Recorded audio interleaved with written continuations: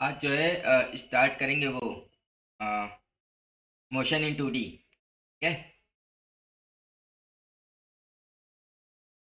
Okay. Okay. देखो motion in 2D में हमारे जो कुछ टॉपिक्स हैं, ठीक है, वो कौन कौन से हैं। एक है हमारा अ, ये प्रोजेक्टाइल मोशन और सर्कुलर मोशन, दोनों ही मोशन इन 2D में आएंगे। ठीक है। पहले हम इसका कॉन्सेप्ट समझ लेते हैं, बेसिक कॉन्सेप्ट क्या रहेगा। तो बेसिक कॉन्सेप्ट ये है कि हमने मोशन इन 1D को अच्छे से समझ लिया। ठीक है। कैसे इक्वेशन मोशन वगैरह यूज करनी है। उसी मोशन इन 1D को हम मोशन इन 2D या 3D में अप्लाई करेंगे। जैसे हमारा क्या मतलब रहेगा। जैसे मोशन इन 2D है, मोशन इन 2D, इसका मतलब, एक मिनट। तो मोशन इन 2D का मतलब है two one dimension motion. Two one dimension motion मतलब जो 2D मोशन है उसको हम क्या करेंगे, दो वन डायमेंशन मोशन में ब्रेक कर लेंगे।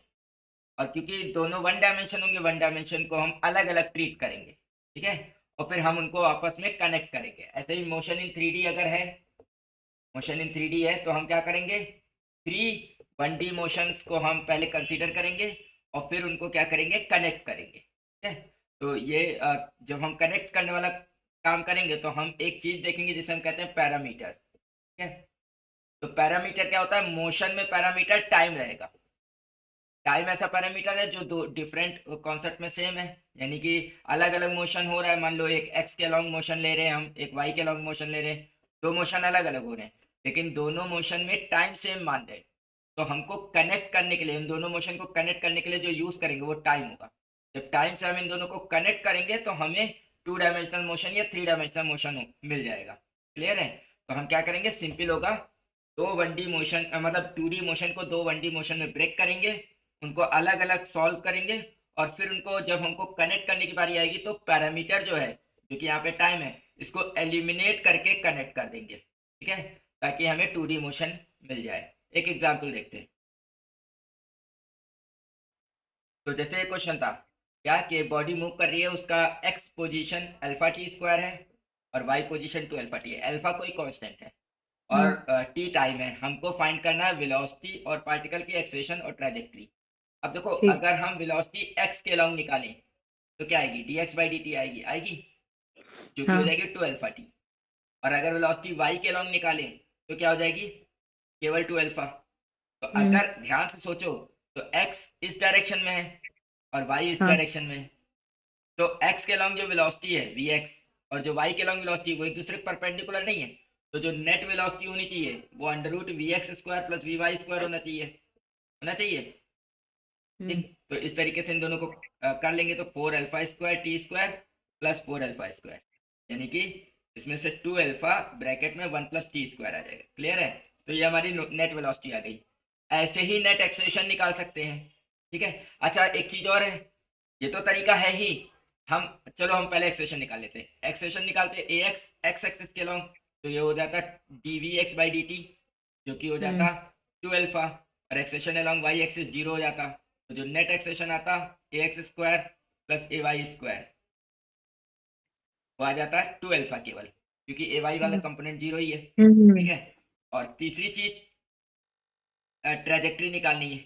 अब देखो ट्रेजेक्ट्री के लिए हमें क्या करना है कि एक्स, देखो ट्रेजेक्ट्री निकालने के लिए हमें एक्स और वाई को एक दूसरे से कनेक्ट करना है। और कनेक्ट करने के दौरान हम ये ध्यान रखेंगे कि टाइम को एलिमिनेट करेंगे। ठीक है।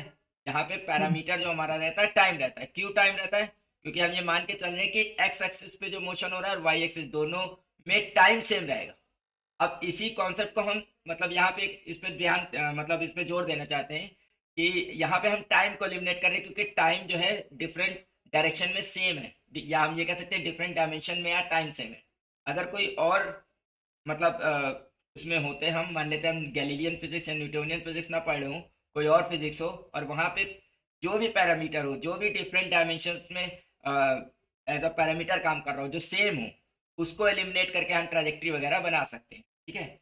तो यहाँ पे हम क्या कर रहे हैं, सी पार्ट के लिए हमको टी को एलिमिनेट करना है। हम क्या कर सकते हैं, हम अगर देखो वाई को स्क्वायर कर दें और डिवाइड कर दें एक्स से, तो क्या होगा, वाई का स्क्वायर हो जाएगा four alpha square T square, और एक्स से डिवाइड कर दें यानी अल्फा टी स्क्वायर से, क्योंकि हमको टी को काटना है। तो टी स्क्वायर कट जाएगा। या आप ये कह सकते थे, अगर आप ऐसे नहीं सोच पाए तो आप ऐसे भी कह सकते थे कि टी की वैल्यू वाई अपॉन अल्फा होती, और इसको वन पुट कर देते वन में, तो एक्स इक्वल टू हो जाता अल्फा टी की जगह वाई अपॉन टू अल्फा का स्क्वायर, जो कि हो जाता है x equal to alpha y square upon four alpha square, एक अल्फा कट जाता, y square equal to four alpha हो जाता है, फोर अल्फा एक्स। क्लियर है कि नहीं क्लियर है? तो ये ट्रेजेक्ट्री हो गई। तो देखो यहाँ जो इक्वेशन है y square equal to four alpha x, ठीक है, ये किसकी इक्वेशन है याद है? पैराबोला की इक्वेशन, पैराबोला की। ठीक है ना। यानी ये पैराबोलिक मोशन कर रही है, इसका ट्रेजेक्ट्री कैसा है? पैराबोलिक है। जब क्वेश्चन आता, देखो हमने तो एक ही में तीन चीजें पूछी, लेकिन जब भी क्वेश्चन आता कोई एक चीज पूछता, ठीक है, कोई भी एक चीज पूछता हम आराम से बताते हैं इसकी ट्रेजेक्ट्री क्या है, पैराबोलिक है। अच्छा देखो, अगर किसी को ये चीज याद हो तो यहाँ जो लिखा है अल्फा टी स्क्वायर और टू अल्फा टी, ध्यान से देखो, ये क्या जो है पैराबोला के पैरामेट्रिक इक्वेशन नहीं है, ठीक है ना। और इसीलिए ट्रेजेक्ट्री भी पैराबोलिक ही आई। एक चीज और समझ सकते हैं, अभी हमने प्रोजेक्टाइल नहीं पढ़ा है, हमको ये तो याद ही होगा, याद ही है कि प्रोजेक्टाइल में पाथ ऑफ प्रोजेक्टाइल पैराबोलिक होता था, याद है ना? अब हाँ, देखो, क्या कहता हूँ? पाथ ऑफ प्रोजेक्टाइल पैराबोलिक होता है, याद है ना? हाँ। ना? अब इसमें एक चीज और देखो, इसमें यहाँ, ये तो हमने एक जनरल पैराबोलिक मोशन लिया है, लेकिन जब हम प्रोजेक्टाइल पढ़ेंगे तो हम ये देखेंगे कि जो वर्टिकल डायरेक्शन है वाई एक्सिस, ठीक है, मतलब वर्टिकल डायरेक्शन के अलोंग हाँ। Accession due to gravity G काम कर रहा होगा, जबकि हम्म। हॉरिजेंटल डायरेक्शन के अलोंग कोई एक्सेशन काम नहीं कर रहा होगा, हाँ। ठीक है। और देखो वही यहाँ पे आया है, एक एक्सेशन कांस्टेंट आया है, भले ही यहाँ पे एक्स के अलोंग कांस्टेंट आया है, ठीक है, और एक एक्सेशन जीरो आया है, जो कि पैराबोलिक पाथ की नेसेसरी कंडीशन भी एक तरीके से हम कह सकते हैं कि जब एक डायरेक्शन में एक्सेशन हो दूसरी डायरेक्शन में एक्सेशन ना हो, ठीक है, तो जो मोशन होगा वो पैराबोलिक ही होगा। ऐसा भी आप ध्यान रख सकते हैं, ये भी जैसे जब ट्रिकी क्वेश्चन बनाते हैं तो ऐसे भी बना सकते हैं कि अच्छा। If for a particle acceleration along one direction is constant but other direction is zero, then what could be the trajectory of the particle? Clear है? हम्म। तो ऐसे भी क्वेश्चन बनाया जा सकता है, मतलब एक चीज को कई तरीके से पूछा जा सकता है। अगला क्वेश्चन ठीक। देखते हैं। यहाँ पे एक पार्टिकल मूव कर रहा है, एक्स और वाई पोजीशन दे रखा है ये। अब ध्यान से देखो, अगर हम इसको वेक्टर की तरह करें तो आर वेक्टर होना चाहिए x i cap plus y j cap, ठीक है। आर वेक्टर हो जाना चाहिए r cos omega t i cap plus r sine omega t j cap. अब अगर हम वेलोसिटी निकालें, आर बाई डी टी हो जाएगी, तो डिफ्रेंशिएट कर दें आर बाई डी टी जाएगा आर कॉस ओमेगा टी का माइनस साइन ओमेगा टी, ठीक है, और ओमेगा टी का दोबारा चेन रूल से करेंगे तो ओमेगा और आ जाएगा आई कैप प्लस आर, ऐसे ही omega cos omega t j cap, तो वेलोसिटी आ गई। अब हम निकालते हैं एक्सेशन, जो कि हो जाएगी d v by D t, इसको दोबारा करेंगे तो minus omega r sine omega t का कॉस ओमेगा टी हो जाएगा, और ओमेगा टी का दोबारा करेंगे ओमेगा और आएगा, तो यहाँ ओमेगा स्क्वायर आई कैप, फिर यहाँ पे r omega cos omega t का माइनस साइन ओमेगा टी होता तो ये माइनस साइन ओमेगा टी हो जाएगा, और ओमेगा टी का दोबारा करेंगे ओमेगा आएगा तो ओमेगा स्क्वायर जे कैप, ठीक है। तो यही तो हम बोल रहे थे, माइनस बाहर ले लेते तब मेरा प्लस अंदर आ रहा था। हाँ ठीक है, तो अगर हम माइनस कॉमन ले ले ओवरऑल ओमेगा स्क्वायर आर, ठीक है, या केवल ओमेगा स्क्वायर अगर हम कॉमन ले ले तो बचेगा r cos omega t i cap plus r sine omega t j cap, clear है? हम्म। और इसको क्या हम minus omega square r vector लिख सकते हैं, हम्म। ए वेक्टर आ गया, देखो एक्सेशन ये आ गया हमारा, और वेलोसिटी आई है, ठीक है। अब अगर हम ध्यान से देखें तो अगर हम आर का सॉरी वेलोसिटी का एक्सेशन से डॉट प्रोडक्ट करें तो हमें क्या मिलेगा? तो देखो आर ओमेगा पूरे में कॉमन है, और यहाँ पे ओमेगा स्क्वायर, तो बाहर आ जाएगा आर, यहाँ से ओमेगा स्क्वायर आर भी अब ठीक है, ओमेगा स्क्वायर आर सिर्फ कॉमन है, ओमेगा। हाँ मतलब देखो बाहर आ जाएगा minus omega square r omega cube हो जाएगा ना, ओमेगा क्यूब आर स्क्वायर, और ब्रैकेट के अंदर क्या होगा?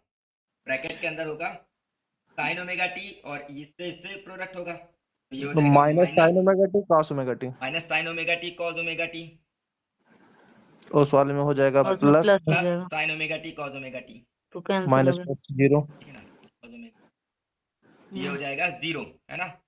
हम्म तो यानी वेलोसिटी और एक्सेलेरेशन एक दूसरे के परपेंडिकुलर हैं। हम्म हाँ। अच्छा एक चीज और देखो, अगर हम आ, आ, यहाँ पे एक चीज और ध्यान दो कि अगर हम x square plus y square कर दें तो सिर्फ आर स्क्वायर आएगा, आएगा। ये यानी सर्कल की इक्वेशन आ जाती है। यानी कि ट्रेजेक्ट्री हमारी कैसी है, सर्कुलर है। देखो, ट्राइजेक्टरी निकालने के लिए टी को जब एलिमिनेट करना है तो कोई भी तरीका हो सकता है, जैसे पीछे डिवाइड करके किया। अब यहाँ पे hmm sine square theta plus cos square square theta कर देंगे तो। आइडेंटिटी होती है तो उसको यूज कर लिया, ठीक है। हम्म। अब देखो, सिर्फ यहाँ पे मैथ से हमें क्या क्या पता चल रहा है। पहली चीज, ये सर्कुलर मोशन है, हम्म ठीक। इस सर्कुलर मोशन में कोई पार्टिकल, मान लेते हैं ये एक्स एक्सिस है, ये वाई हम्म एक्सिस है, ठीक है। तो जब किसी इंस्टेंट यहाँ पे होगा तो उसकी एक्स और वाई की पोजीशन तुमको दी गई थी इस तरीके से, तो इसका जो हम्म आर वेक्टर था वो ये रहा होगा ना। हम्म हम्म। हम्म इस डायरेक्शन में थोड़ा बड़ा बनाते हैं, एक्स है, आई है, इन है। जब पार्टिकल यहाँ कहीं रहा होगा तो इसका आर वेक्टर ये रहा होगा। अब देखो, हम्म जो वेलोसिटी आई है, ठीक है, हम्म वो इस डायरेक्शन में आई है, ठीक। हम्म। अगर तुम हम्म वेलोसिटी का डॉट प्रोडक्ट ये करते, अगर तुम वेलोसिटी का डॉट प्रोडक्ट आर से करते तो भी तुम पाते जीरो आएगा। यानी ये टेंजेंशियल वेलोसिटी जो होती है ना वो आर के परपेंडिकुलर, परपेंडिकुलर होते हैं। ठीक है। और इस रिलेशन से देखो, इस रिलेशन से जो एक्सेलेरेशन आ रहा है वो हम्म आर के अपोजिट डायरेक्शन में आ रहा है। यानी यहाँ पे जो एक्सेलेरेशन लग रहा है वो सेंटर की ओर लग रहा है ना। हाँ हम्म। और इसी को सेंट्रीपिटल एक्सेलेरेशन बोलते हैं, बोलते हैं कि नहीं बोलते हैं। हाँ। अब देखो, मतलब मैथ्स का ये फायदा है कि आपने जो है अभी सर्कुलर मोशन नहीं पढ़ा है, लेकिन हम्म उसी से आप वेलोसिटी एक्सेलेरेशन सब निकाल रहे हैं वेक्टर मदद से, और आपको दिख रहा है कि वेलोसिटी, हाँ, इसे टेंजेंशियल वेलोसिटी कहते हैं। टेंजेंट तो रेडियस के परपेंडिकुलर होनी चाहिए, तो परपेंडिकुलर भी है। जो एक्सेलेरेशन आ रहा है वो ऑटोमेटिक सेंटर की तरफ आ रहा है। क्लियर है कि नहीं क्लियर है? हम्म। हम्म ठीक है। तो तो ये हम बताना चाह रहे थे, ठीक है। अब तो हम जब सर्कुलर मोशन पढ़ेंगे तो इसको डिटेल में पढ़ेंगे ही, लेकिन हम्म फिर भी मैथ्स की मदद से क्या क्या निकल सकता है वो बता, आगे बढ़ते हैं। एक और क्वेश्चन देते हैं। देखो, ये क्वेश्चन थोड़ा सा मॉडिफाई करके हमने दिया है। इसमें एक्स है, वाई है और जेड है। इसमें जो है ट्रेजेक्ट्री की इक्वेशन ना निकाल के हम डायरेक्ट ट्रेजेक्ट्री का शेप बताएंगे, ठीक है। कैसा है, देखो, अगर तुम एक्स और वाई से देखो तो ये सर्कुलर है, ये तो हम्म क्लियर है कि नहीं क्लियर है? हम्म ठीक है। अब z के लॉन्ग अगर वेलोसिटी निकालो, V Z D Z by D T आएगी, तो ये कांस्टेंट आएगी आएगी। केवल अल्फा, कांस्टेंट आएगी, ठीक है ना। तो हम्म एक सर्कल तो हो ही रहा है एक्स और वाई में, मान लेते हैं ये एक्स करते हैं कांस्टेंट स्पीड है के ना, जेट के लॉन्ग बढ़ और रहा ये है। वाई है, ठीक है ना। मान लेते हैं ये वाई है और ये एक्स है, ठीक है। अब एक्स और वाई में सर्कुलर मोशन तो हो ही रहा है, ठीक है ना, ऐसे करके समझो। और जेड एक्सिस पे ये आगे भी जा रहा है, ठीक है। तो सर्कल विद जेड एक्सिस क्या बन जाएगा, हेलिकल मोशन बन जाएगा ना। हेलिक्स। है तो हेलिकल मोशन कर रहा है। ये एक स्पेशल केस है, क्योंकि हम इसमें पढ़ते हैं trajectory of charge particle in, जब कोई चार्ज पार्टिकल किसी हाँ, मैग्नेटिक फील्ड में एंटर करता थ्रू एन एंगल। हाँ, तो उसमें पढ़ते हैं। तो उसी का एक एग्जांपल ये हमने एज अ इक्वेशन दे दिया, ठीक ठीक। है। इसमें एक दो सर्कुलर मोशन है, ये लीनियर मोशन है। Circular motion plus combined with linear motion helical motion बनाता है, ठीक है। हम्म। आगे बढ़ते हैं। अब हम स्टार्ट करते हैं प्रोजेक्टाइल मोशन। ठीक, टी की वैल्यू 10/18 सेकेंड। तो प्रोजेक्टाइल मोशन क्या है हमारा, प्रोजेक्टाइल मोशन, तो प्रोजेक्टाइल मोशन क्या है कि जब हम किसी बॉडी को फेंकें, मान लेते हैं ग्राउंड अरे के मम्मी की रिस्पेक्ट में, चप्पल बोलो ना सीधे। मान लेते हैं ये हमारा ग्राउंड है।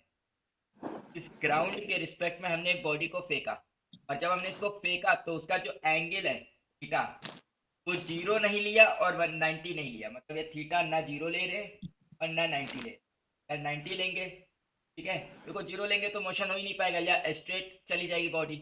और 90 अगर लेंगे, ठीक है, तो ये सीधे तो चली जाएगी। तो ये दोनों एंगल नहीं ले रहे किसी भी एंगल पे जब हम इसको फेंकते हैं, ठीक है।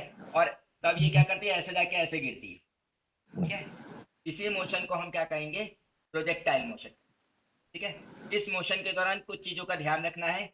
हम यहाँ पे एयर का रेजिस्टेंस कंसीडर नहीं करेंगे, एयर रेजिस्टेंस नेग्लेक्टेड, इसको नेग्लेक्ट करना है मुझे यहाँ पे।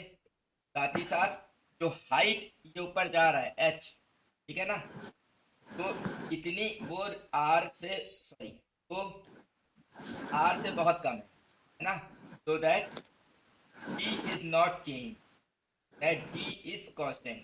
g जो है एक्सेलेरेशन ड्यू टू ग्रेविटी वो कांस्टेंट रहना चाहिए। जब हमने बताया ना, तो प्रोजेक्टाइल मोशन पैराबोलिक पाथ होने के लिए, जो कि प्रोजेक्टाइल मोशन का पाथ पैराबोलिक होता है, उसके लिए एक्सेलेरेशन एक डायरेक्शन में कांस्टेंट होना चाहिए। ठीक है, तो यहाँ पे जो वर्टिकल डायरेक्शन है उसमें एक्सेलेरेशन जो लग रहा है, एक्सेलेरेशन ड्यू टू ग्रेविटी, वो कांस्टेंट होना चाहिए।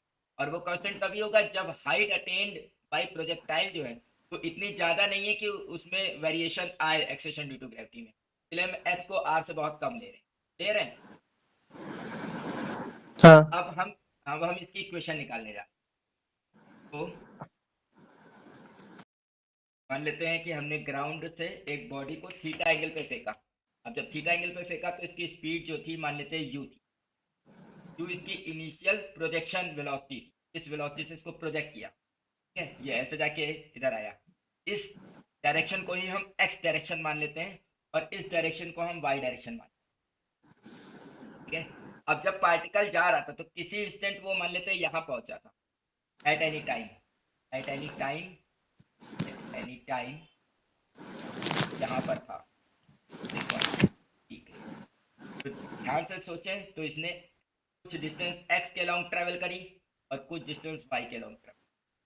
ठीक है, अब ये जो u स्पीड है इसको हम दो पार्ट में ब्रेक कर सकते हैं, क्योंकि हमने अभी पीछे ही बताया कि जब भी हाँ हम टू डायमेंशनल मोशन लेंगे तो उसको दो 1D मोशन में ब्रेक कर लेंगे। तो इस u को हम दो पार्ट में ब्रेक कर ले रहे हैं। इस डायरेक्शन में मान लेते हैं ux है जो कि u cos थीटा है, और इस डायरेक्शन में मान लेते हैं uy है, ये है u sin थीटा। अब हम क्या करेंगे, ये मोशन अलग कंसीडर करेंगे, ये मोशन अलग कंसीडर। ठीक है, ठीक है।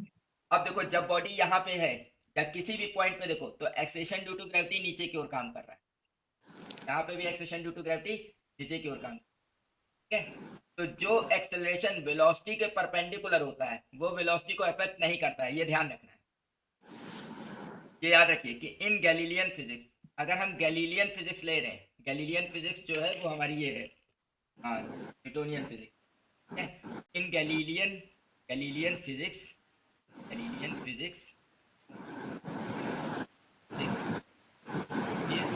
acceleration is perpendicular to velocity, then the velocity will constant है, कांस्टेंट रहेगी। ठीक है, गैलीलियन फिजिक्स में अगर एक्सेलेरेशन और वेलोसिटी परपेंडिकुलर है तो वेलोसिटी कांस्टेंट रहेगी। ठीक है, लेकिन जो वाली फिजिक्स होती है रिलेटिविस्टिक फिजिक्स, उसमें ऐसा नहीं होता है।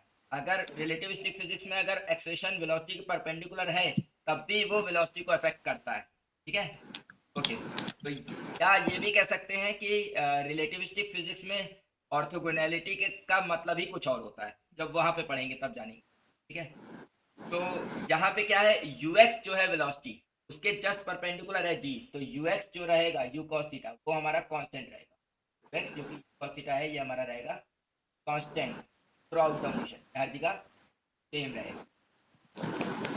ठीक है, जबकि uy जो है उसके जस्ट अपोजिट है g, तो uy में चेंज आएगा। ठीक है, अब अगर हम x की वैल्यू निकालें कि x के डायरेक्शन में कितनी डिस्टेंस ट्रेवल हुई, ये अगर हम कैलकुलेट करना चाहें तो सिंपल है, x का फॉर्मूला होना चाहिए ux into time t equal to speed into time, क्योंकि एक्सेलेरेशन है नहीं इसलिए हम सीधे ux इंटू टी ले लेंगे। तो x इक्वल टू ux कितना है, u cos theta into time, ऐसे ही तो टाइम का वैल्यू हो जाएगा x upon u cos theta.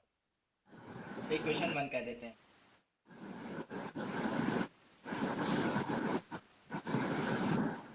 अब हम क्या कर रहे हैं, y के अलोंग देख रहे हैं, along y axis, along y axis देखें तो ये यूज कर रहे हैं y equal to u y t minus half g t square. Motion in 1D है। ठीक है, तो y डायरेक्शन में ले रहे तो सब कुछ y का ले रहे, हाइट y के अलोंग है और इनिशियल वेलोसिटी भी y के अलोंग लेंगे, u y t initial vertical velocity minus half g t. y equal to u y कितना है, साइन थीटा इंटू टाइम कितना है, यहाँ से निकालो, लिखा है x upon u cos theta minus half t की जगह x upon cos theta whole square. Y equal to आ जाएगा यहाँ पे यू और यू कट जाएगा, x tan theta minus half t x square on u square sec square theta. Equation आ गई। ये है this is path trajectory of projectile. ये ट्रेजेक्ट्री है प्रोजेक्टाइल की, ट्रेजेक्ट्री ऑफ प्रोजेक्टाइल। इस ट्रेजेक्ट्री में ध्यान से देखें तो y प्रोपोर्शनल है एक्स स्क्वायर के, जो कि कंडीशन है पैराबोलिक, यानी कि पाथ ऑफ प्रोजेक्टाइल या ट्रेजेक्ट्री ऑफ प्रोजेक्टाइल जो होती है वो पैराबोलिक की होती है। ये ट्रेजेक्ट्री आपको लर्न होनी चाहिए। क्यों लर्न होनी चाहिए? क्योंकि बहुत से क्वेश्चन ऐसे आते हैं जिसमें ऐसी एक ट्रेजेक्ट्री ही दे देते हैं, वहां पे बस वैल्यूज मतलब ऐसे लिख देंगे y equal to 5x minus something करके, और आपसे कहेंगे कि मतलब मान लेते हैं एंगल ऑफ प्रोजेक्शन पूछ लिया या वेलोसिटी ऑफ प्रोजेक्शन पूछ लिया, तो आपको कंपेयर करके निकालने के लिए एक इक्वेशन याद होनी चाहिए। क्लियर है? एक क्वेश्चन करके भी हाँ देख लेते हैं।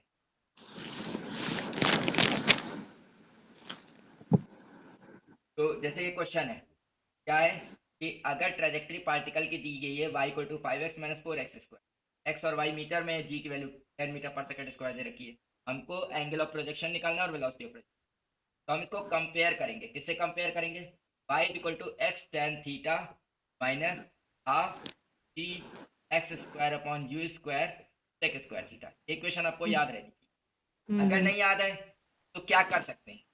हमको जैसे नहीं याद आती तो हम ऐसे कहते हैं कि y डायरेक्शन में जो मोशन हो रहा था वो एक्साइटेड था, तो इक्वेशन था क्या? y equal to u y, ठीक है, t minus half g t square, ये याद ही है, ठीक। और बस t और x डायरेक्शन में जो मोशन था वो भी याद है, u cos theta into T था, ठीक है ना। तो इसको फटाक से क्या कर सकते हैं, एक दूसरे में कपल कर ले, फटाक से आंसर आ जाएगा, ठीक है ना ये। लेकिन याद रहे तो ज्यादा अच्छा है, ठीक। y इक्वल टू हो जाएगा x।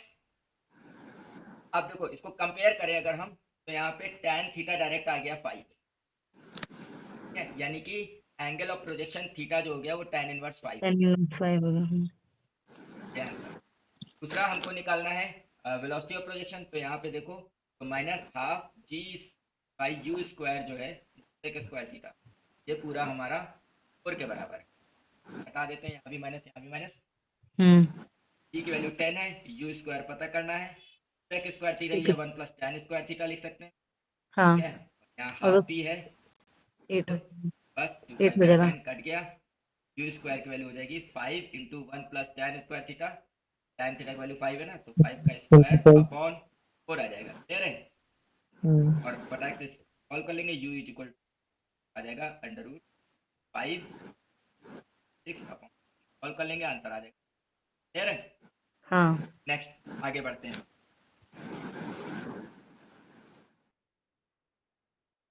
मान लेते हैं वही प्रॉब्लम है, पीछे क्वेश्चन ऐसे यू, मैंने एक बॉडी को देखा था, मान लेते हैं यहाँ पे गिरी थी, ठीक है, पॉइंट ऑफ प्रोजेक्शन था एंगल का, इस डायरेक्शन में आया था यू कॉस थीटा, इस डायरेक्शन में आया था।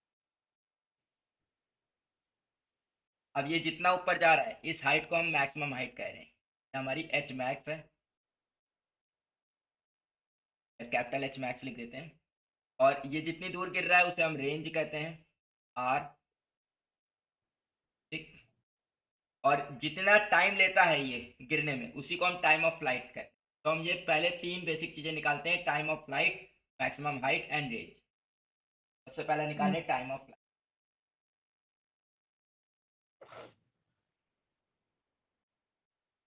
अगर हम देखें कि बॉडी मैक्सिमम हाइट तक पहुंचने में कितना टाइम ले रही, मान ले यहाँ से यहाँ तक जाने में ये ले रही टाइम टी, तो जितना टाइम ये मैक्सिमम हाइट जाने पे लेगी उतना ही टाइम वापस आने में मिलेगी। क्यों?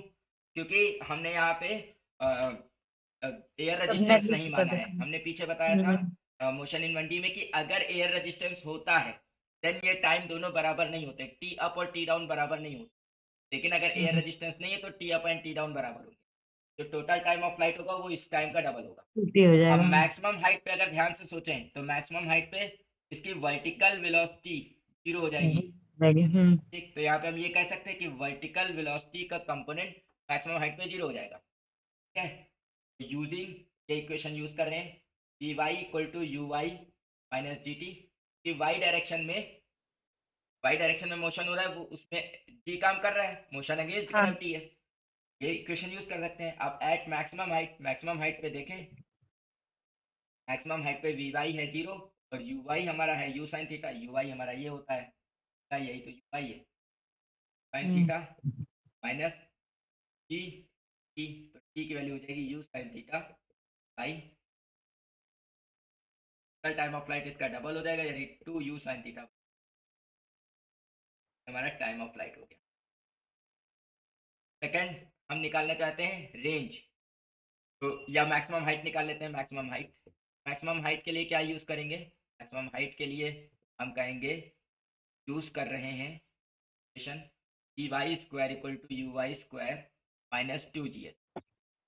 वी वाई हमारा यहाँ पे 0 है मैक्सिमम हाइट पे और यू वाई हमारा यू साइन थीटा था, हम्म स्क्वायर करेंगे तो u square sine square theta हो जाएगा माइनस 2g, हाइट की जगह एच मैक्सिमम लिख देते हैं, हाँ एच मैक्स का फॉर्मूला बन जाएगा u square sine square theta by 2g, ठीक है। और तीसरा है रेंज निकालेंगे। रेंज का क्या फॉर्मूला है, रेंज का फॉर्मूला होगा क्योंकि रेंज जो है वो हॉरिजेंटल डिस्टेंस ट्रेवल्ड है, क्योंकि हो जाएगी horizontal speed you x into time of flight T, क्योंकि हॉरिजेंटल डायरेक्शन में कोई भी एक्सेशन नहीं है, ठीक है। तो रेंज हो जाएगा यू एक्स की वैल्यू है you cos theta into time की वैल्यू है 2u साइन थीटा अपॉन जी, ठीक है। तो रेंज हो जाएगा यू स्क्वायर और 2 साइन थीटा कॉस थीटा एक साथ ले लेते अपॉन जी, रेंज हो जाएगा u square sine 2 theta by g, clear है। ये फॉर्मूला याद होगा सबको, साइन 2 थीटा फॉर्मूला होता है साइन थीटा कॉस थीटा। तो डाउट हो तो बताएं। अमन हाँ किस पॉइंट पे ऐसे मैक्सिमम रेंज के लिए तो एंगल ऑफ प्रोजेक्शन 45 डिग्री हो हाँ जाएगा फिर।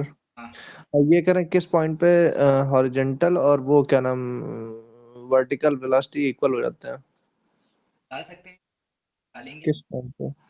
पता ऐसे मुझे याद नहीं है लेकिन निकाल सकते हैं, अगर ऐसा कुछ होता है बिल्कुल होगा तो ठीक है ना। देखो इस पॉइंट पे हॉरिजेंटल अभी हम निकालते हैं, एक क्वेश्चन ठीक करके देखते हैं, ठीक है। ओके, इसको नोट कर लो, फिर इससे रिलेटेड पॉइंट बताते हैं, फिर जो तुमने क्वेश्चन पूछा है वो कर। अब देखो देखते हैं कुछ important points regarding to range, range के रिगार्डिंग कुछ इंपॉर्टेंट पॉइंट्स। पहला पॉइंट है तो रेंज का फॉर्मूला आया है r equal to square sine 2 theta by g. मान लेते हैं किसी प्रोजेक्टाइल को मैंने थीटा एंगल पे फेंका, ठीक। अब जब थीटा एंगल पे फेंका मान लेते हैं वो यहाँ पे गिरा आके, अगर हम इसको किसी और उस पर फेंके, मान लेते हैं इसको हम 90 माइनस थीटा एंगल पे फेंके, मान लेते हैं ये एंगल जो है इसका ये 90 माइनस थीटा,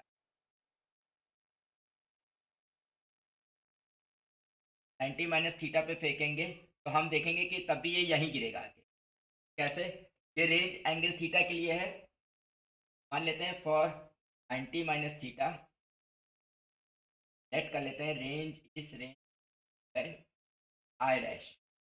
आई डैश का फॉर्मूला होना चाहिए u square sine 2 into theta की जगह 90 minus theta on g, i dash हो जाएगा u square sine 180 minus 2 theta on g, और i dash equal to u square sine 2 sine 180 minus theta sine theta होता है, sine 180 minus theta sine theta ही होता है। तो भाई जी अगेन वही फॉर्मूला आ गया जो पहले था, तो रेंज जो है सेम आया, यानी कि कॉम्प्लीमेंट्री पेयर के लिए रेंज सेम होता है। एग्जाम्पल के तौर पे 30 के साथ 60 का रेंज सेम होगा, ठीक है, 15 के साथ 75 का रेंज सेम होगा एंड सो ऑन, ठीक है। तो जो कॉम्प्लीमेंट्री पेयर ऑफ एंगल है यानी जिनका सम 90 डिग्री है उनके लिए रेंज सेम है, ठीक। अगली इंपॉर्टेंट बात है दूसरी कि इंपॉर्टेंट बात यह है कि for theta is equal to ऐसे सोचो कि फॉर गिवन यू, अगर हमारे पास वेलोसिटी ऑफ प्रोजेक्शन फिक्स है, मान लेते हैं हम अपनी पूरी हिम्मत लगा के कहीं कोई चीज़ फेंक रहे, तो हमारे पास वेलोसिटी ऑफ प्रोजेक्शन तो फिक्स है जितना हम मैक्सिमम फेंक सकते हैं। अब हम ये डिसाइड करें कि किस एंगल पे उसको फेंके ताकि वो मैक्सिमम दूर पे गिरे जाए, ठीक है। तो r is maximum, r maximum होगा इफ साइन 2 थीटा मैक्सिमम हो जाए मैक्स, और साइन 2 थीटा की मैक्सिमम वैल्यू होती है 1, तो साइन 2 थीटा हो जाएगा साइन 90, इससे एंगल आएगा थीटा इक्वल टू 45 डिग्री आएगा। यानी कि 45 डिग्री पे फेंकने पे मैक्सिमम रेंज होता है, और मैक्सिमम रेंज का फॉर्मूला क्या होना चाहिए u square by g, sine 90 की वैल्यू 1, ठीक है। हम्म तो ये 2 पॉइंट हो गए। तीसरा पॉइंट देखो, ये वाला तो हम लोग बहुत बार देख लिए, याद ही हो गया है कि range for theta and 90 minus theta is same. आजकल हाँ, एक दूसरे तरीके से इस क्वेश्चन को पूछ, अगर तुम रेंज निकालो for 45 plus theta and 45 minus theta, also same, ये भी सेम आएगा, देखो, ठीक है, तो निकाल के देखना। और हमको लगता है अब ऐसे क्वेश्चन पूछने लगा है, मतलब कुछ कुछ जगह पे हमने देखे हैं ऐसे पूछता है, मतलब 4 ऑप्शन दे देता है और कहता है which of the following is true, है ना, और उसमें ये बात नहीं कहता है कि range for 90 theta and 90 by theta is same, और ये बात कह देता है, तो लोगों को लगता है याद तो ये वाला किया था, ये वाला तो हो ही नहीं सकता, जबकि यही सही होता है, क्लियर है। और फोर्थ पॉइंट एक और देख लेते हैं, इसको मिटा रहे हैं इधर।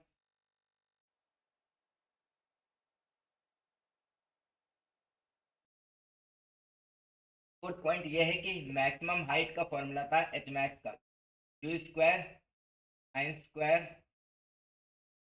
थीटा अपॉन 2, और रेंज का फॉर्मूला था u square sine 2 theta by g. तो अगर हम मैक्सिमम हाइट को रेंज से डिवाइड कर दें तो देखो क्या होगा, u square sine square theta on 2 divided by u square sine 2 theta by g, g से जी कट जाएगा, यू स्क्वायर से यू स्क्वायर कट जाएगा, साइन स्क्वायर थीटा ऐसे ही रहने दो के साथ 2, और साइन 2 थीटा और आ जाएगा, साइन 2 थीटा का फॉर्मूला खोल दो, h max equal r equal plus sine square theta, sine 2 theta formula 2 sine theta cos theta होता है, साइन को साइन से काट दो, साइन अपॉन कॉस टैन हो जाएगा, ठीक है, एच मैक्स इक्वल टू हो जाएगा आर, या फिर ऐसे कर लेते हैं, आर की वैल्यू निकालते हैं तो ये 4 यहाँ आ जाएगा, 4 एच मैक्स, ठीक है, और कॉस ऊपर आएगा साइन नीचे आएगा तो कॉट थीटा। इस रिलेशन को भी कभी कभी पूछते हैं, और अगर आपको क्वेश्चन दिया है मैक्सिमम हाइट दी है और रेंज पूछा गया है तो इसको यूज करोगे तो जल्दी आंसर आ जाएगा। ऐसे भी कर सुनो सकते हैं कि अमन, मैक्सिमम हाइट दिया है और उससे पहले अमन मतलब अमन अमन, है। इस वाले फार्मूले में एक चीज क्लियर करना जरूरी है। ये फार्मूला तब वैलिड है जब एंगल ऑफ प्रोजेक्शन हम दोनों के लिए सेम लेके चल रहे हैं। अगर हाँ मान हाँ, लीजिए कभी अगर मान लीजिए मैक्सिमम बोल रहा है कि एक प्लेयर है वो मैक्सिमम 100 मीटर लॉन्ग फेंक सकता है, तो हम्म। कितना ऊंचा फेंक सकता है, तो उसमें ये फार्मूला लगाएंगे तो गलत आंसर आएगा।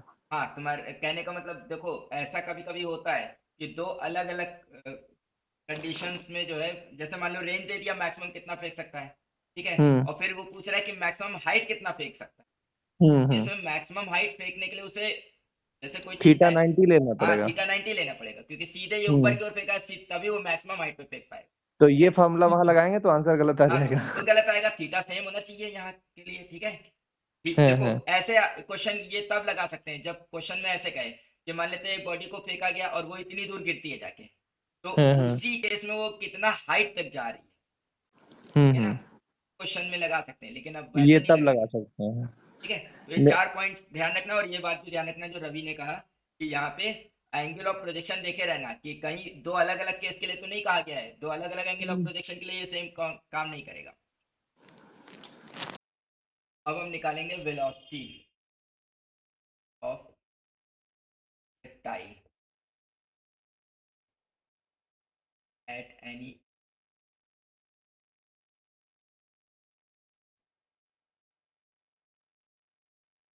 मान लेते हैं ये मैंने यहाँ से देखा ऐसे गिरी जाके, स्पीड क्या था, एंगल ऑफ प्रोजेक्शन मेरा थीटा था, इस डायरेक्शन में इसकी स्पीड यू एक्स थी जो कि cos थीटा थी, इस डायरेक्शन में स्पीड जो थी वाई थी जो, अब मान लेते हैं ये बॉडी किसी इंस्टेंट इस पॉइंट पे आ गई, इस पॉइंट पे आ गई। अब इस पॉइंट पे इसकी वेलोसिटी ये है, ठीक है। तो ये जो वेलोसिटी है v, इसका हॉरिजॉन्टल कंपोनेंट कुछ और है, मान लेते हैं vx। ऐसी बात है क्योंकि वेलोसिटी अपना डायरेक्शन चेंज कर रही है, ठीक है। तो उसके कंपोनेंट्स में भी चेंज आ रहा होगा, तभी तो velocity as a vector change हो रहा है, ठीक है। हम्म ठीक है, और मान लेते हैं इसका वर्टिकल कंपोनेंट इस समय है vy। और एक चीज और है, अगर ये थीटा एंगल पे प्रोजेक्ट की गई थी तो इस समय एंगल मान लो ये एंगल तुम्हारा अल्फा है।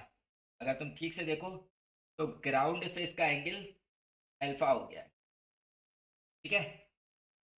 का एंगल ग्राउंड से कितना हो गया है, अल्फा। मतलब देखा थीटा पे गया था, हो गया अल्फा। अब हम्म हमको ये v निकालना है, साथ ही साथ ये निकालना है कि ये अल्फा कितना है, ठीक। तो अगर हम ध्यान से देखें तो जो vx होना चाहिए वो तो ux ही होना चाहिए। क्यों? क्योंकि हॉरिजॉन्टल स्पीड तो कांस्टेंट रहती है हम्म ना, कांस्टेंट हाँ रहती है। x होना चाहिए हमारा cos थीटा, इक्वेशन 1 कह रहे थे। जबकि vy जो होना चाहिए, मान लेते हैं यहाँ से यहाँ तक के इसको जाने में टाइम लगा t, यहाँ से यहाँ तक जाने में टाइम लगा t लगा। जी, तो जो vy होना चाहिए y माइनस जी टी, ठीक। हम्म सारे क्वेश्चन में हम क्या कर रहे हैं, दो अलग अलग डायमेंशन में ही इक्वेशन ऑफ मोशन लगा रहे हैं, linear motion. vy equal to हो जाएगा uy की जगह यू cos थीटा। cos नहीं थीटा, नहीं, sorry sorry sorry sorry, sine uy की थीटा। जगह u sin theta hmm plus t, equation second कह देते हैं, ठीक। तो जो नेट वेलोसिटी यहाँ पे होगी v, वो एक्चुअल में under root x square plus we Y square होगी। v इक्वल टू हो जाएगा अंडर रूट एक्स स्क्वायर हो जाएगा u square cos square theta plus y हो जाएगा u sine theta minus g t का होल स्क्वायर। इसको फर्दर सॉल्व किया जा सकता है, ठीक है। इससे जो फॉर्मूला बनेगा उसको याद रखने की जरूरत नहीं है, लेकिन अगर हमें ये कॉन्सेप्ट याद है तो हम खुद ही निकाल सकते हैं। हम्म फिर भी इसको सॉल्व कर लेते हैं। ये आ जाएगा under root u square cos square theta plus यहाँ पे a square plus b square minus two a b u square sine square theta plus t square minus u t t sine theta जाएगा v equal to under root u square, इन दोनों में common cos plus sign 1 हो जाएगा तो square T square minus to T sine theta. Theta. ये speed आ गई किसी इंस्टेंट, ठीक है। अब हम क्या कर सकते हैं, यहाँ पे ये अल्फा निकालना चाहे तो अल्फा, तो अगर ध्यान से देखो tan अल्फा जो होगा, ठीक है, वो हो जाएगा v y upon v x हो जाएगा ना। हम्म वी वाई कितना है, वी वाई हमारा है वाई डायरेक्शन में वेलोसिटी जो कि है u y minus u g t. Sine theta minus g t upon ये है हमारा cos theta. Alpha is equal to, यानी ये डायरेक्शन का फॉर्मूला बन गया, alpha is equal to tan inverse u sine theta sine theta minus, minus upon u cos theta. ठीक है। अब देखो, अगर हम चाहें, हमसे कोई कहे कि मैक्सिमम हाइट निकालनी है, हम चाहे तो इस तरीके से भी डेरिवेशन कर सकते हैं। हम कहेंगे मैक्सिमम हाइट पे वेलोसिटी, वर्टिकल वेलोसिटी जीरो हो जाती है और सिर्फ हम्म हॉरिजॉन्टल वेलोसिटी बचती है, ठीक है। मैक्सिमम हाइट पे वर्टिकल वेलोसिटी जीरो हो जाती है और और सिर्फ हॉरिजॉन्टल वेलोसिटी बचती है, और इसलिए मैक्सिमम हाइट पे पार्टिकल बिल्कुल हॉरिजॉन्टल हो जाता है थोड़ी देर के लिए। इंस्टेंटेनियसली यहाँ पे पार्टिकल क्या हो जाता है, हॉरिजॉन्टल। तो हम ये कह सकते हैं ना कि मैक्सिमम हाइट पे अल्फा जीरो हो जाता है, बोलो। हाँ और जब अल्फा जीरो हो जाएगा तो इससे भी तो हम टाइम निकाल सकते हैं। तो देखो, जब इसको अल्फा को जीरो लिखेंगे ना तो टी की value u sine theta by g ही आएगी, हाँ आएगी कि नहीं। तो इस हम्म तरीके से भी सेम डेरिवेशन कर सकते थे कि मैक्सिमम हाइट पे जाने पे कितना टाइम लग रहा है। अब ये बात हमने इसलिए बताई कि मान लो कोई क्वेश्चन हम अलग से बना दें, हम कह दें कि एक पार्टिकल मोशन कर रहा है और उसकी वेलोसिटी जो है उसका एंगल विद हॉरिजन चेंज हो रहा है, और उसके लिए कुछ रिलेशन दे दें, ये दे दें या ऐसा ही कुछ और बना के दे दें, और हम कहें कि बताओ ये मैक्सिमम हाइट पे कब पहुंचेगा, ठीक है। तो उस केस में हम्म हम ऐसे अल्फा को जीरो लेके बना सकते हैं कुछ, क्लियर हुआ? हाँ। ठीक।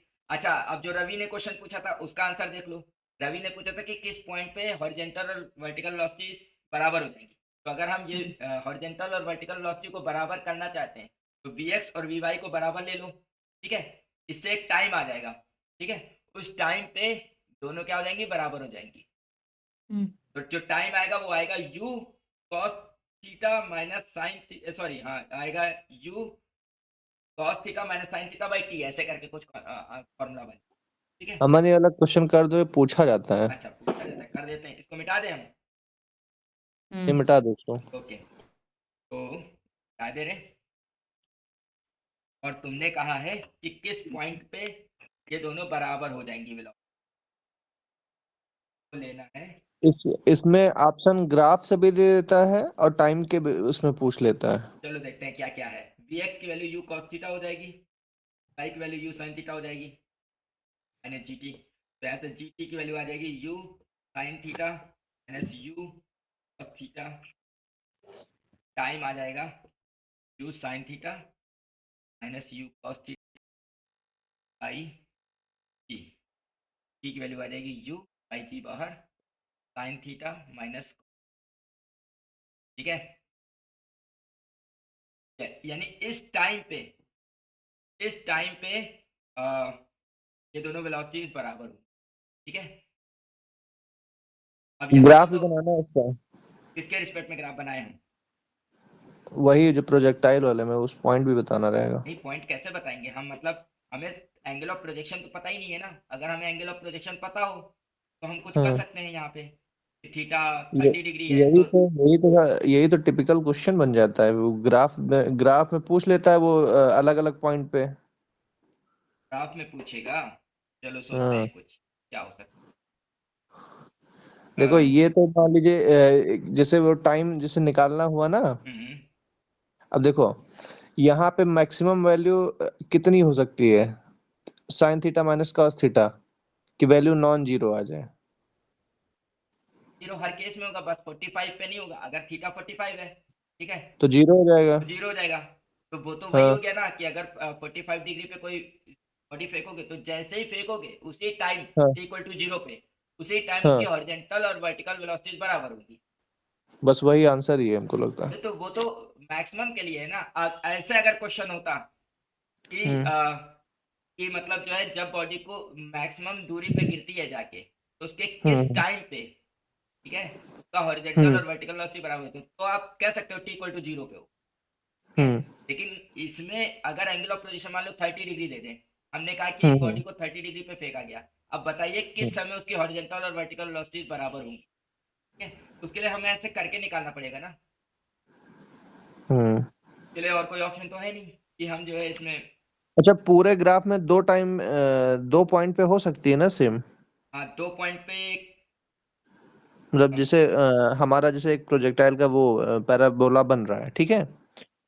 तो अगर उसका ग्राफ देखा जाए तो दो पॉइंट मिलेंगे जहाँ पे एक मतलब दो अलग अलग टाइम पे सेम वेलोसिटी हो जाएगी। कह एक सकते हैं बार क्योंकि देखो असेंडिंग अगर में, ऐसे जा दूसरी रही बार है डिसेंडिंग में। तो जैसे यहाँ पे जो केस होगा वही यहाँ होगा।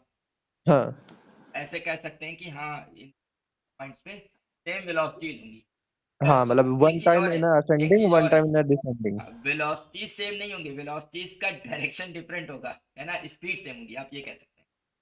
हाँ ठीक है, हाँ, डायरेक्शन तो रिवर्स हो जाएगा। हाँ, ठीक है।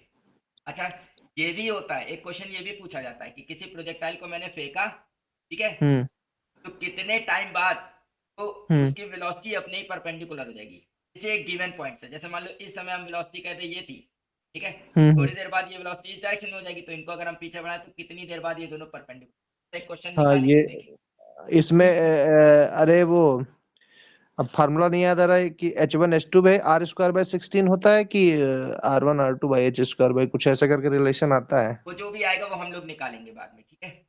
अच्छा, एक और है। तो ये क्वेश्चन और ट्राजेक्टरी दे रखी है। अब इसमें कहा गया रेंज।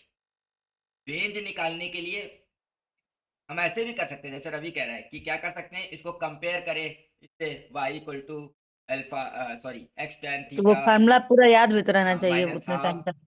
जी जी एक्स स्क्वायर ठीक अपॉन है, यू क्या? स्क्वायर सेक स्क्वायर थीटा, ठीक है ना। और फिर इससे हम थीटा वगैरह निकाल के जो चाहे वो निकाल सकते हैं। लेकिन हमसे सिर्फ रेंज पूछा है। अब तुम ध्यान से सोचो, जब बॉडी को फेंका जाता है, ठीक है, तो उसकी हाइट क्या रहती है बताओ? 0। और जब बॉडी गिरती है तो उसकी हाइट क्या हो जाती है? 0। जीरो। यानी रेंज पे हाइट 0 होगा, बाई 0 होगा at x equal to r. जब एक्स की वैल्यू आर के बराबर हो जाएगी ना तो हाइट 0 हो जाएगा। तो अब तुम देखो, alpha r minus beta r square equal to 0 है, तो आर की वैल्यू अल्फा अपॉन बीटा आ गई। क्लियर है? ये कॉन्सेप्ट है। सीधे आपको वाई 0 ले लेना है, ठीक है, इससे आपको मिल जाएगा एक्स। ठीक है, अभी मान लो इसी में हम मतलब हम इस क्वेश्चन को बना नहीं पा रहे, लेकिन अगर हम ऐसा क्वेश्चन बनाते कि हम वेलोसिटी दे देते, ठीक है, या मान लो किसी भी तरीके से अगर हम इसको वेलोसिटी इसकी निकाल लेते डिफरेंशिएट करके, और वर्टिकल वेलोसिटी को 0 ले लेते, तो हमको ये पता चल जाता कि किस पॉइंट पे ये मैक्सिमम हाइट पे है। ठीक है, आगे बढ़ते हैं। तो एक प्रॉब्लम मैंने बनाई है कि एक जैसे एक टावर है, कुछ है, बिल्डिंग है, उसके ऊपर खड़े होके किसी बॉडी को मैंने मान लेते हैं यू स्पीड से फेंका, है ना, यू स्पीड पे थीटा एंगल पे फेंका। अब हमको ये देखना है कि ये कितनी दूर गिरे जाएगी, आर के लिए फॉर्मूला क्या होगा और इसके टाइम ऑफ फ्लाइट का फॉर्मूला। अब देखो वही कॉन्सेप्ट लगा रहे, इसको हम दो बार में ब्रेक कर सकते हैं, इधर यू कॉस थीटा और और ये योर साइन थीटा, है ना। अब देखो, अगर हम वाई डायरेक्शन को ध्यान से सोचें तो वाई डायरेक्शन में बॉडी भले ऊपर जा रही नीचे आ रही, लेकिन ओवरऑल डिस्प्लेसमेंट एच है। तो एक याद होगा, एक कॉन्सेप्ट यूज किया था कि h equal to u t by t minus plus half g t square. ये लगा, ने क्या किया, मोशन इन ग्रेविटी लिया है। मान लेते हैं बॉडी सीधे नीचे की ओर आ रही, तो एच हाइट ट्रैवल करना है, क्योंकि बॉडी नीचे की ओर आ रही और जी भी नीचे की ओर लगता है, इसलिए motion in direction of gravity हो गया। लेकिन हमने इनिशियल वेलोसिटी ऊपर की ओर मानी, मानी क्या है यहाँ पे, इनिशियल वेलोसिटी ऊपर की ओर गिवन है, ठीक है, तो इसीलिए यहाँ पे यू वाई की जगह माइनस यू वाई ले लिया, जैसे एक क्वेश्चन किया था, याद है ना। तो एच इक्वल टू हो जाएगा माइनस यू वाई की जगह आ जाएगा यू साइन थीटा ना, टाइम टी प्लस हाफ। हम हाँ हम कह रहे हैं कि एच हाइट बिल्डिंग की है, हाँ। तो अगर हम किसी उससे प्रोजेक्शन से फेंक रहे हैं तो हम्म, कुछ हाइट ऊपर जा करके ही तो फिर नीचे आएगा। हाँ, लेकिन जो इक्वेशन ऑफ मोशन होती है, h height as a distance नहीं होती है, डिस्प्लेसमेंट होती है, ठीक है, तो ओवरऑल डिस्प्लेसमेंट तो एच ही रहेगा, ऐसे सोचो। हाँ बॉडी हाँ हाँ, ठीक बॉडी है, वो तो ऊपर इतना तो जाएगी, जीरो ही हो जाएगा, फिर वापस ऊपर तो जाके नीचे। ये डिस्प्लेसमेंट हाँ, तो जीरो ये हो जाएगा, जीरो हो जाएगा। है हाँ। ना, ये जीरो हो जाएगा, तो यही तो हम्म, डिस्प्लेसमेंट रहेगा एच, ठीक है। ठीक ठीक हाँ।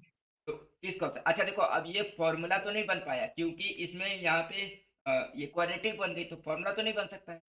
इसी को हम ये बता रहे कि ऐसा कोई भी क्वेश्चन रहेगा तो आप ये कॉन्सेप्ट लगा के डायरेक्ट आप इसका टाइम ऑफ फ्लाइट निकाल लोगे। क्लियर है? इससे हमें हम्म, टी पता चल जाएगा, नहीं पता चल जाएगा, जब हमको hmm, angle of projection and all पता होगा तो हमें टी पता ही चल जाएगा, ठीक है। ठीक है। और फिर रेंज निकालना है तो रेंज के लिए फॉर्मूला हो जाएगा you x into T.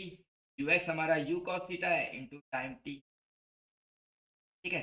Example के लिए एक स्पेशल केस लेते हैं, स्पेशल केस लेते हैं कि अगर थीटा एंगल जीरो होता तो क्या होता। तो अगर थीटा जीरो होता मतलब हमने बॉडी को ऐसे फेंका हो एच हाइट पे, और सीधे हमने इसको बॉडी को ऐसे फेंका होता यू स्पीड। इसमें इसमें देखो, इस फॉर्मूले में ये चीज रखते हैं तो एच इक्वल टू क्या बनता, half g t square simple, g t square यानी हाँ। T equal to h by g का रूट बनता। हम्म और यहाँ पे हाफ जी टी स्क्वायर बनता और रेंज जो बन जाता वो बन जाता cos थीटा तो टाइम जो कि आया है एच बाई हम्म रेंज का फंड। तो ये हमारा हॉरिजेंटल प्रोजेक्शन हो गया। या हॉरिजेंटल प्रोजेक्शन के लिए फॉर्मूला बना लिया, लेकिन जब भी क्वेश्चन मिलेगा तो तुम्हें ऐसा ही मिलेगा कि बॉडी को मैंने 30 डिग्री एंगल पे फेंका, तो बताइए उसको नीचे आने में कितना टाइम लगा। या ऐसे दे देते कि अगर किसी बॉडी को मैंने 30 डिग्री एंगल पे फेंका और उसको नीचे आने में टाइम इतना 16 सेकंड लगे, 4 सेकंड लगे, तो बताइए हाइट ऑफ बिल्डिंग क्या है, तो इससे निकाल लेंगे। फिर रेंज, अगर कभी कभी ऐसा रहता है कि रेंज दिया रहता है तो रेंज से आप टाइम हाँ। निकाल लो, फिर टाइम से आप हाइट निकाल लो। क्लियर है? तो एक क्वेश्चन हम्म आपको मिलेगा। तो 90 डिग्री का भी तो इसमें बन सकता है ना? 90 डिग्री का भी बन सकता है, बिल्कुल। 90 डिग्री का जो है वो 1D मोशन हो जाएगा। 1D मोशन में ऐसा क्वेश्चन पहले ही कंसीडर कर चुके हैं। ठीक है। तो ये क्वेश्चन है कि एक बॉडी को हमने प्रोजेक्ट किया, थोड़ा डायग्राम गंदा हो गया है। एक बॉडी को मान लेते हैं बॉडी नंबर 1 है, यहाँ से मैंने प्रोजेक्ट किया, यहाँ से फेंका इसको, ठीक है, अल्फा एंगल पे फेंका, ठीक है, और अल्फा ठीक है। एंगल पे फेंका तो मान लेते हैं ये ऐसे ब्लू डायरेक्ट, ब्लू से जो ट्राजेक्ट्री है वो है। Same time hmm t equal to 0 पे, सेम टाइम पे कैपिटल एच हाइट पे एक बॉडी को मैंने ड्रॉप कर दिया जो कि इस बॉडी से एल डिस्टेंस आगे थी, ठीक है। अब ये नीचे गिर रही है, ये ऊपर जा रही है, ये दोनों यहाँ पे कोलाइड करती है h/2 हाइट पे। तो हमको ये ठीक पता है। करना है कि इसका एंगल ऑफ प्रोजेक्शन अल्फा कितना था in terms of l and h, और इसका velocity of projection v naught कितना था। तो हमने कहा कि अगर एक बॉडी 1 को देखें तो बॉडी 1 के लिए ये जो एल होना चाहिए, वही पीछे कॉन्सेप्ट जो बताया, वी नॉट को हम रिजॉल्व कर सकते हैं वी नॉट कॉज अल्फा और वी नॉट साइन अल्फा में। V naught cos alpha x के डायरेक्शन में आएगा, v naught sine alpha y direction में आएगा। एल की वैल्यू हो जाएगी v naught cos alpha into time t. मान लेते हैं यहाँ से यहाँ तक जो टाइम लग रहा है वो टी लग रहा है, तो इसको यहाँ से यहाँ तक जाने में टाइम लग रहा होगा, उतने ही टाइम में ये नीचे गिर के आ रही होगी। हम्म और इस, तो ये एल के लिए हॉरिजॉन्टल डिस्टेंस के लिए स्पीड इनटू टाइम, तो हॉरिजॉन्टल डिस्टेंस एल है, स्पीड है v naught cos alpha into time t. Vertical के ठीक। लिए हो जाएगा h/2 equal to v naught sine alpha t minus half g t square. और हम्म ये जो बॉडी नीचे डायरेक्ट गिर रही है, इसका इनिशियल वेलोसिटी 0 होगा, तो इसके लिए डायरेक्ट ये डिस्टेंस कितनी ट्रैवल करके आ रही है h/2, ये भी क्योंकि कैपिटल एच टी है, h/2 equal to hmm half g t square हो जाएगा। अब ये ठीक है। वैल्यू हमने थर्ड वाली सेकंड में रख दी, जिससे सॉल्व करके मुझे टाइम मिल गया।